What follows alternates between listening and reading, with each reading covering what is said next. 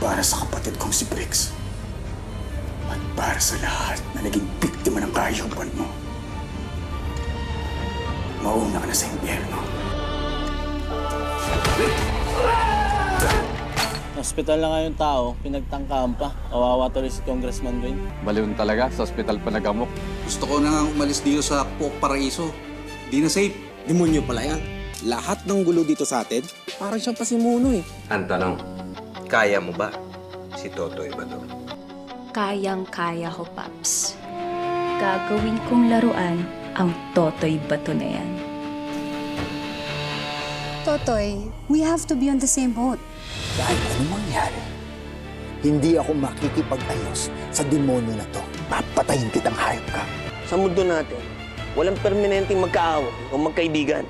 Isa pa, para matalo niyo yung mga kalaban niyo, kakailanganin niyo ako. Carlo J. Caparas, Totoy Bato.